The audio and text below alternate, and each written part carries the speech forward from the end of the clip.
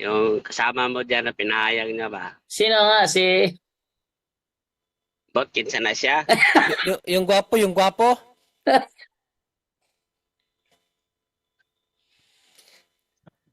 Ha, bro? Bakit, bro? Yung Anong opinion. anong gusto mo itanong, bro? Ano gusto mo itanong? Sige, magtanong na lang ako. Ah, Yung bang sa unang Roma 1:5, Roma 1:25. So, okay, ano tanong mo sa Roma 1:25? ang tanong ko diyan, si Maria ba Sabi na eh. ano siya? Tagapaglalang o nilalang? Nilalang si Mama Mary, bro. Pero yung sa inyong pagdasal, ginagamit nyo ng paulit-ulit si Mama Mire.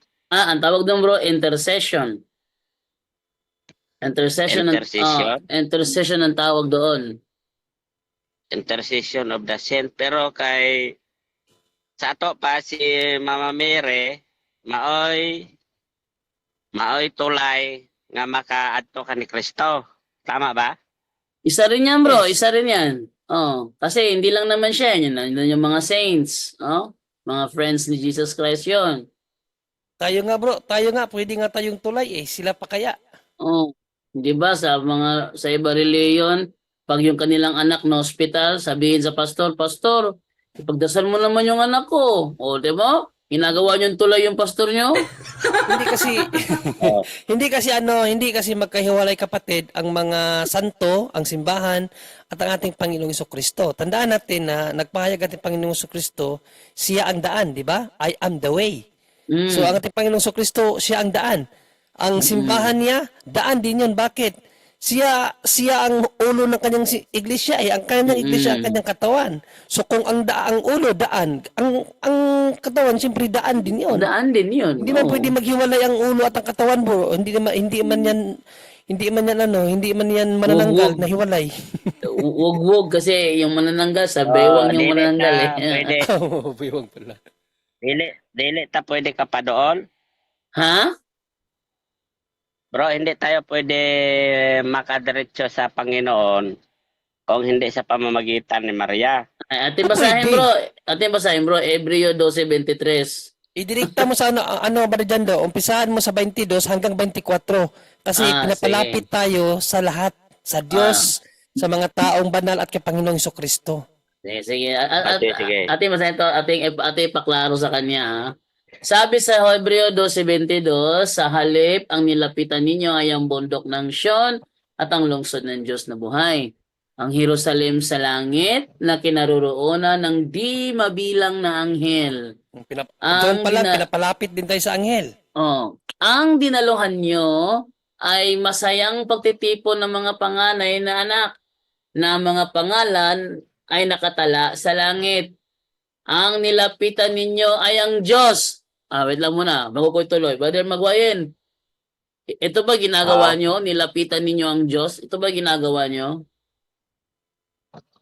Sa Diyos, oo. Siyempre, sa Diyos. Okay. So, ginagawa nila.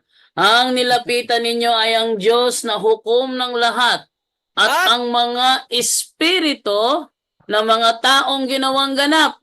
Bro, itong karugtong bro, ginagawa nyo ito bro? Hindi. Ano nga yan? Anong verse dyan, bro? 12:23 bro. Sabi ito kasi, ang nilapitan ninyo ay ang Diyos na hukom ng lahat at ang mga espiritu ng mga taong ginawang ganap. Tanong bro, Magwayin. Ito, ginagawa nyo to bro? Hebreo, ano yan? Sige, basahin ko sa Bisaya bro ha. 23. Yung Hebreo, ano bro? 12:23. 12:23. 12:23. Sa Bisaya, ganito ang nakalagay. Giduol ninyo ang Diyos, ang maghuhukom sa tanang tao, ug ang mga espiritu sa mga matarong nga nahingpit na. Ang tanong, Brother Magwayin, sabi mo, ginawa nyo itong paglapit sa Diyos. Pero ang paglapit sa mga espiritu ng mga taong ginawang ganap, ginagawa nyo rin?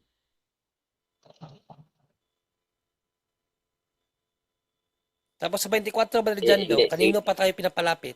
Layo. Ah. Kasi ang sinasabi ng Panginoon, Hindi, bro. Sagot mo na, bro. Itong nakalagay ito, bro, ba na pati ang mga espiritu ng mga taong ginawang ganap, lapitan din. Ginagawa nyo rin ba ito? Espiritu ang gawa ng ganap, Oh, espiritu gumagawa ng ng ganap. mga taong ginawang ganap sa Bisaya, espiritu sa mga tao nga nahingpit na. Oh, sa Bisaya ha. O ang mga espiritu sa mga matarong nga nahingpit na. Ito ba ginagawa niyo itong paglapit sa mga espiritu sa mga matarong nga nahingpit na? Ginagawa niyo ito, bro? To confirm Wala lang. bro, hindi namin nilalapitan yan bro. Hanggang saan nga yan bro? Okay. So, ibig sabihin, nilalabag pala ninyong mga Seventh-day Adventist itong 12:23 na lapitan ang mga espiritu ng mga taong ginawang ganap. Ang ganap. Oh, Nilabag. ano Bro, sa daw. pamamagitan ng pagdasal? Bro, Pero, sa pamamagitan ng pagdasal? hindi, sabi kasi dito, ang dinaluhan ninyo, kaya nga intercession. Kaya nga, sabi ganito, di ba, Paghingi ng tulong yan, bro. pag kami Paghingi ng nag-pray, tulong. Holy Mary, Mother of God, pray, Pray for us, sinners. di ba? Iampo mo kami, ipagdasal mo kami. Oo. Wala naman kami sinasabi na nag-ampo minimo o Ikaw among Diyos. hindi naman kami nagtuturo ng ganun. Ang sabi namin, pray for us, iampo mo kami. Ang tawag Ipanalangin mo doon, kami. bro, ang tawag doon, bro, Supplication. supplication. Ayun, galing ni Brother John Ray. Ang tawag doon, supplication, Dagdag intercession of the panalangin. saints. Sa Tagalog pa Oh. niyan, dagdag panalangin. Dagdag panalangin, supplication. So, kasi sabi sa 12:23, lapitan din ng mga espiritu ng mga taong ginawang ganap. Si Mama Mary, bro, ginawang ganap si Mama Mary. Mm. Ginawang ganap pero Sabi, hindi lapitan. na makakaot. Hindi na siya makapagdasal kasi patay naman siya eh. Ay, yung Sino katawan nagsabing lang. patay? Yung Sino katawan lang, sabing bro. patay? Bro, yung katawan lang, pero yung kaluluwa siguro hindi. Asa man babasa na si Santa Maria na patay? Saan mo nabasa? Basahin mo yung 22:31, Brother Jando, kung patay ba ang mga taong banal? Mateo 22:31. 31. Ating basahin, no? Sige, 31 tayo. Ang mga Kung- taong banal patay ba? Tungkol naman sa mga muling pagkabuhay ng mga patay, hindi ba nyo nabasa na sa kasulatan na sinasabi sa inyo ng Diyos? Sabi niya, ako ang Diyos ni Abraham, Diyos ni Isaac at Diyos ni Jacob. Ang Diyos ay hindi Diyos ng mga patay, kundi ng mga buhay. Oh. Buhay naman pala ang mga santo, bro eh. O di ba? Di ba Yung mga sabi? patay, di ba? Hindi. Hindi ba siya Diyos ng mga patay? Wala. Oo. Wala sinabi Diba na tama? wala sinabi na Diyos siya ng patay. Diyos siya ng hindi mga patay. Hindi, Diyos siya na hindi mga patay. Ibig sabihin yung mga santo, hindi patay yun. Kaya nga nasa Hindi langit patay na eh. yun. Halimbawa, Ibig sabihin, ating Diyos sampulan. ka ng mga buhay. Bro, may basahin mo na ako to ha. Confirm mo lang Oo. kung sangayon ka ba. Sabi ni Kristo sa 10:28 ng Mateo, sabi niya, huwag ninyong katakutan ang pumapatay ng katawan, ngunit hindi naman nakakapatay ng kaluluwa. Sangayon ka ba, bro, na kapag namatay ang isang tao, katawan lang ang namatay, pero ang kaluluwa buhay? Oo. Yun. Kung para sa inyo namatay ang katawan ni Mama Mary, kung para sa inyo namatay ang katawan niya, ang kaluluwa ba niya buhay? Oo. Ayun. Dahil buhay ang kanyang kaluluwa, nakaka-supplicate ba siya ng prayer o hindi?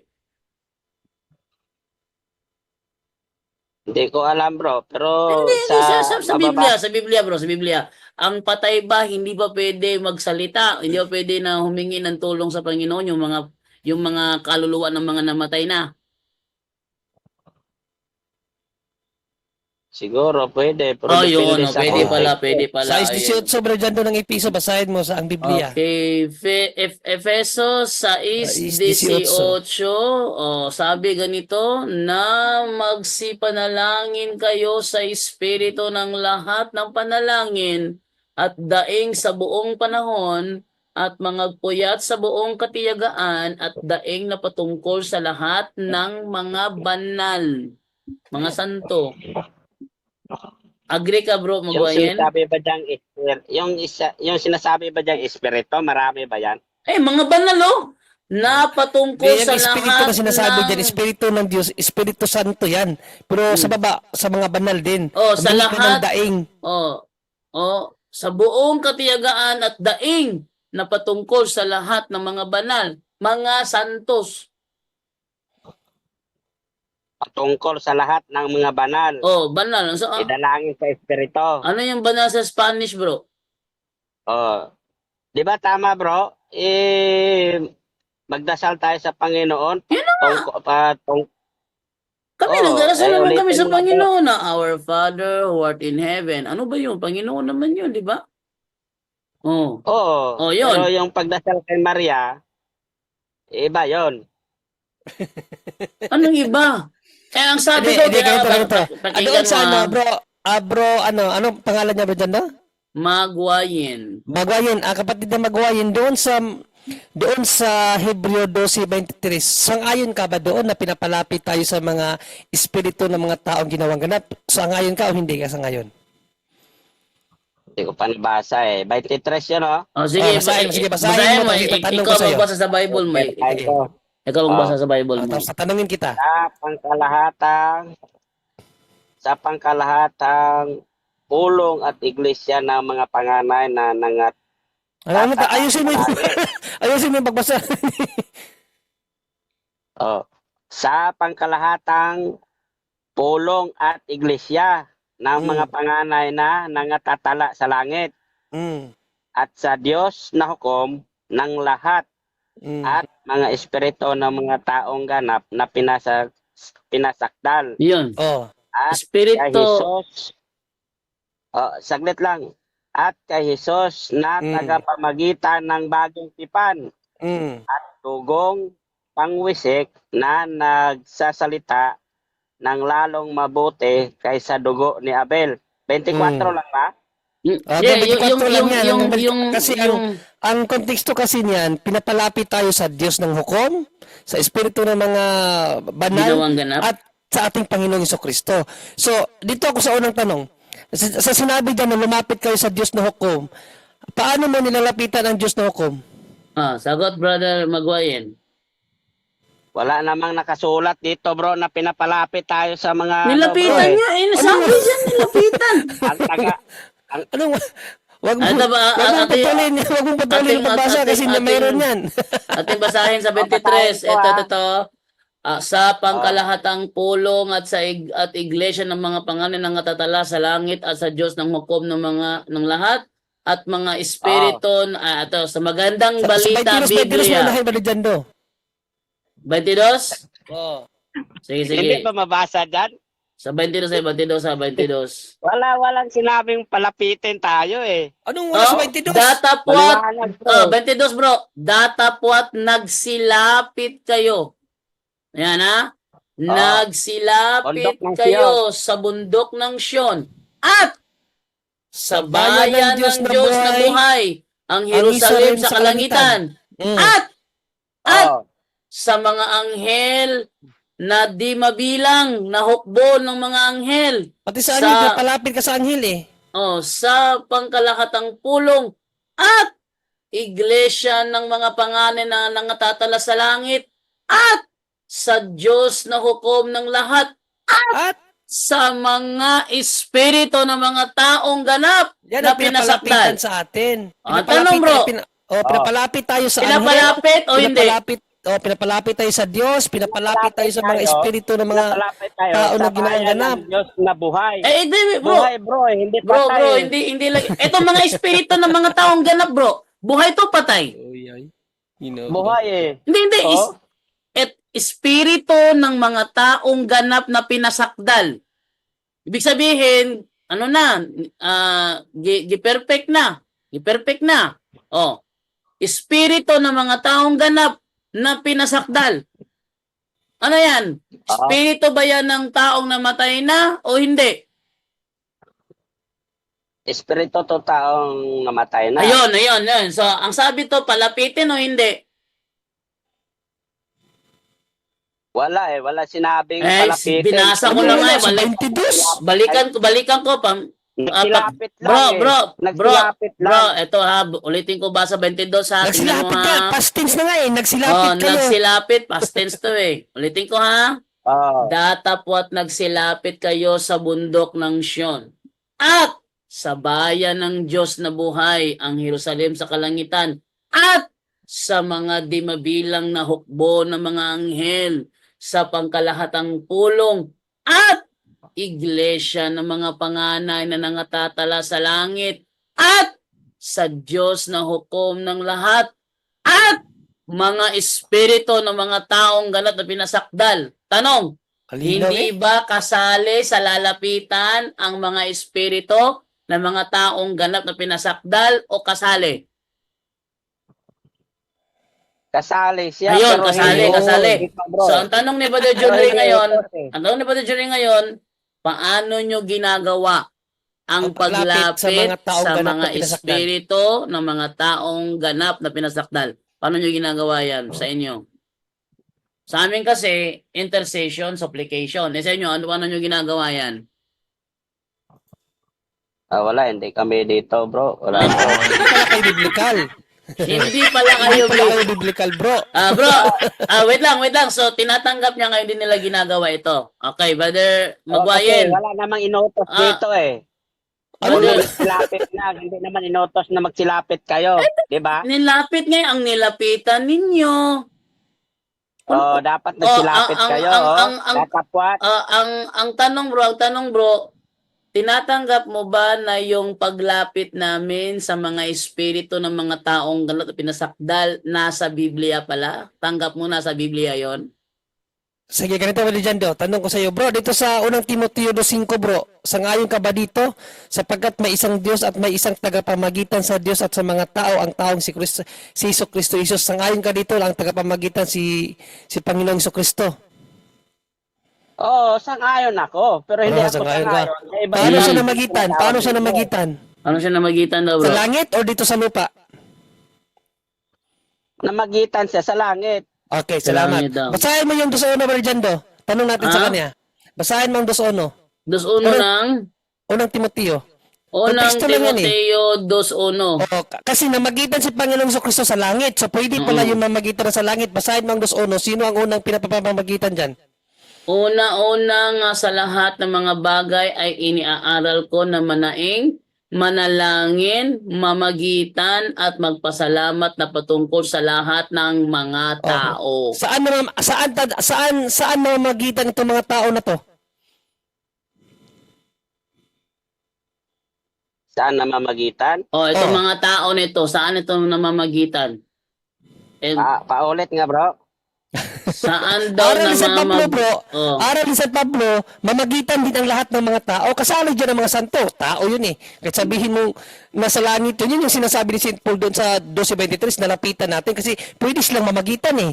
Katulad ng Panginoong Jesucristo, ikaw, inamin mo na si Panginoong Jesucristo nasa langit na namamagitan sa atin. So, the same manner, ang mga taong banal na sa langit, namamagitan sa atin, yung kaya pinapalapitan. So, sangayon ka na, pati pala mga banal na nasa langit na namamagitan para sa atin. Aral ni San Pablo yan, no? Unang-una nga sa lahat ng mga bagay ay inaaral ko. O inaaral na naalin, manaing, supplication, manalangin, pray, mamagitan. O namamagitan ng mga banal na nasa langit. Sabi mo po, pwede pala, katulad ng Panginoong Jesucristo, namamagitan si Panginoong Jesucristo sa langit. O so dito, pwede din pala mga santo mamagitan. Mamagitan, bro, yung taong buhay. Hindi, pero kung yung yung spirit, bro, Magwayen. Yung espiritu ng mga taong pinasakdal, bro, yung ba espiritu ng mga buhay? Espiritu ng mga namatay na? Namatay na. Ayun, di. Pinalalapit tayo doon, di ba? So, ang tanong ngayon, kasi kami ginagawa namin yan, paano nyo ginagawa? Sabi mo, hindi nyo ginagawa. Ito bro, Wait lang. may, Wait lang muna bro. Sabi mo kasi hindi nyo ginagawa pero aminado naman kami ginagawa namin yan. Ang tanong ngayon bro, tinatanggap mo ba magwayin na yung ginagawa namin nasa Biblia pala? Yes or no? nasa Biblia. Okay. Okay. Next question. Hindi lahat bro. Wait lang bro. Hindi lahat nasa Biblia. Wait lang bro. Dahil nasa Biblia pa lang ginagawa naming paglapit sa mga espiritu ng mga taong ginawang ganap ng Panginoon. Dahil nasa Biblia pala yung ginagawa namin. Tama ba yun bro o mali? Tama, nasa Ayun, Biblia. tama. Thank you. Paano ba? Thank you bro. Sige, meron ka hindi. bang ibang tanong? Meron ka bang ibang tanong? Meron pa. Nasagot na eh. may tanong pa siya, may tanong pa na siya. Sige. Ano pa ibang tanong mo? Bro, Ah. yung bang holy water o bendita, biblical ba yun? Yes bro, yes bro, nasa Biblia ang holy water bro.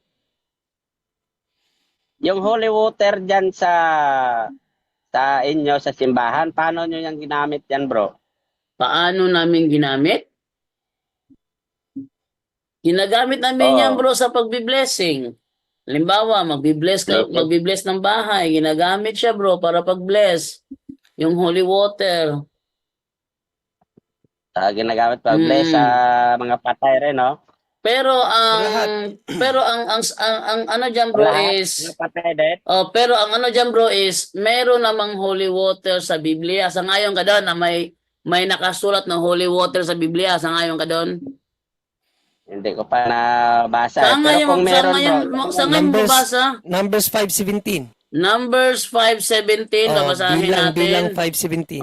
Numbers 5:17. Banal na tubig. Etong sinasabi Brother Magwayan, He shall pour some holy water into a clay bowl and take some of the earth that is on the floor of the tent of the Lord's presence. Tagalogin mo. Tagalogin ko. Tagalogin mo, bro. Sige. Ilang ano yun? 5:17. 5:17, He shall pour some holy water.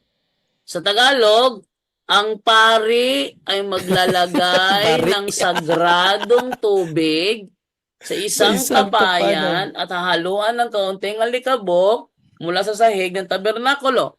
Ang tanong bro, sangayon ka ba Brother Magwayin na meron palang holy water sa Bible? Ginagawa ba nila yung holy water? Ginagawa niyo ba yung holy water, bro? Ayon sa Bible, ginagawa niyo?